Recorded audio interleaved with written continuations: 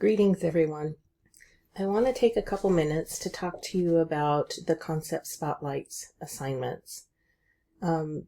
Each week, the first assignment of the week will be Concept Spotlight, and it will focus back on concepts from the prior week.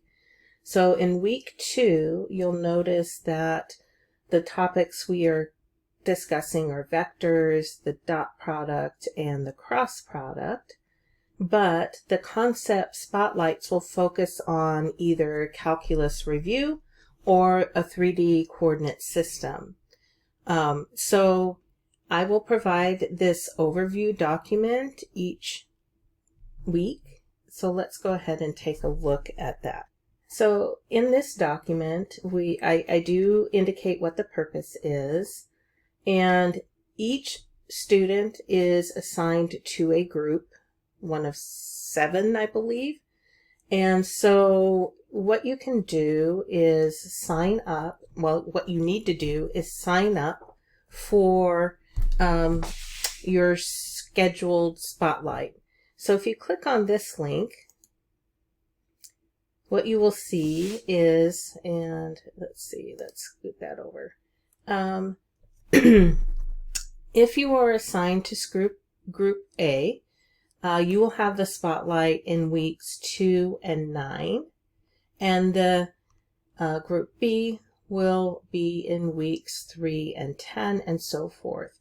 The members of each group are listed below, and so starting with week 2, these are the students who will be creating a spotlight. Now, once you know your group and which week you are assigned to do a spotlight, then you can sign up for a specific topic. And here is the link to the potential topics. There are 6 options for each week. Most groups have 4 students, some groups have only 3. So you should have some level of choice in which concept you choose. So to make sure that there aren't repeats in topics, you're going to sign up here. Week 2, and here are the 6 topics, and you just put your name here. Week 3, similar all the way through to week 16. Now each topic can only be chosen once. If you happen to think there's an interesting topic that relates to the prior week and you're assigned and you want to explore that topic, then please reach out to me and let me know what you're thinking. So you create your spotlight when it's your turn, so whatever concept it is. Now your options are, you can write a written explanation with an example, you can do a diagram, sketch a graph. If it's easier to do handwritten work, photo is fine. But the diagram, sketch, or graph should have an explanation accompanying it. You can do a short video or a screen recording that talks through an example. One caveat, though, is your example should not be a repeat of anything that's in the lesson or in the homework. And then you want to end your post with one question for classmates to respond to. Here are some ideas. You can write your own questions, just something that would engage other students in thinking about your example and coming up with a response. And I do have an example post below. So then once you have that all written up, then you're going to post and respond. You're going to post your spotlight on the discussion board by Thursday night.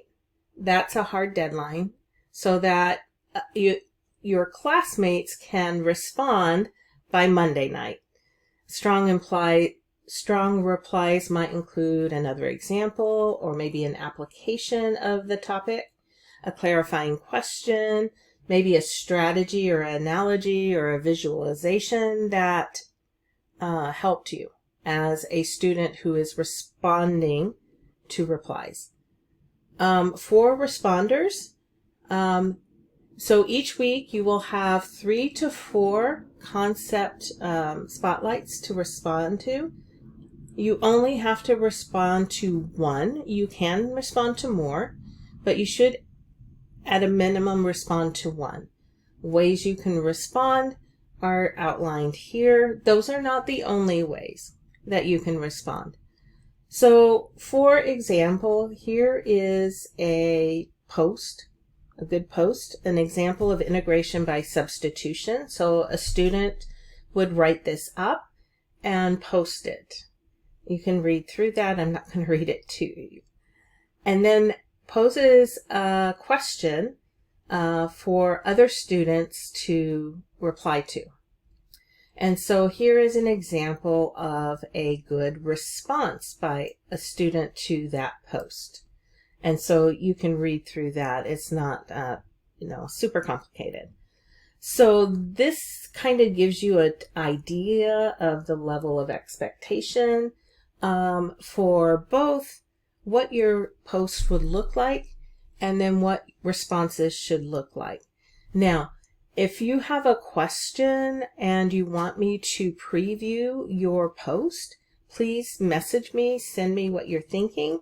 I am more than happy to preview it before it goes live in the discussion board.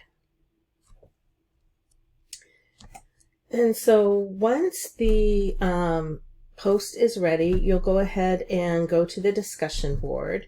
Also, other students will be replying to the post.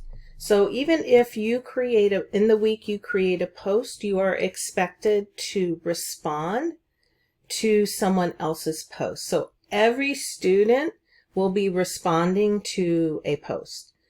Only the students who are posting will actually do double duty in this assignment.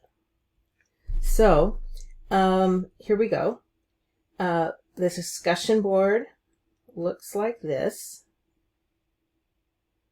It indicates which spotlight group.